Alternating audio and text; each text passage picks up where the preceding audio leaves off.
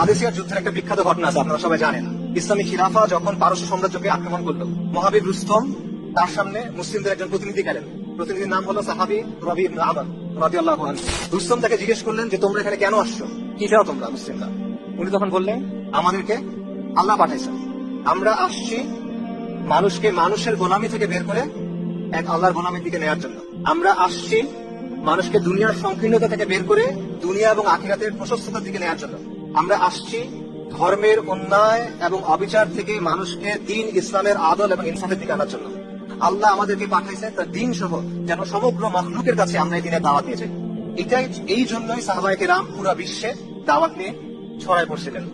আজাদির আন্দোলন হলো ওই আন্দোলন যেটা এই জমিনের মুসলিমরা শুরু থেকে করে আসতেছেন, এবং এই আন্দোলন এখনো শেষ হয় নাই।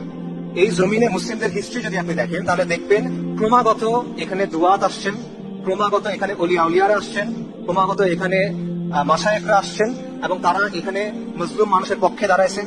তারা এখানে কুফরি এবং শিরকি শক্তির বিরুদ্ধে প্রতিবাদ গড়ে তুলছেন, দাওয়ার কাজ করছেন, ইসলার কাজ করছেন, জিহাদের কাজ করছেন, এবং এই কন্টিনিউয়াস একটা ধারা আপনি দেখবেন চলমান। আমি মনে করি এটা হলো আমাদের আজাদির আন্দোলন, কারণ আজাদির অর্থ হলো মুক্তি, রাইট? তো মানুষের মুক্তি কখন আসে? মানুষের মুক্তি কোন সময় আসে? মানুষের মুক্তি আসে যখন সে কুফর এবং শিরকের অন্ধকার থেকে বের হয়ে তাওহীদ এবং ঈমানের আলোতে আসে। এটার বাইরে তো আর কোনো মুক্তি নাই। এটার বাইরে দুনিয়াবি সেন্স অনেক মুক্তি আছে, কিন্তু আলটিমেট যে সেন্স, চিরন্তন যে অর্থ, সেই অর্থে মুক্তি তো এটাই। এই জন্যই বারবার এই ভূমিতে মুজাদ্দিদগণ আসছেন, দায়ীগণ আসছেন, মাশায়েখগণ আসছেন। এই জন্যই তো তারা কাজ করে গেছেন। এটাই হলো ওই ধারা, এটাই হলো ওই সিলসিলা যেটার কথা আমরা বলতেছি।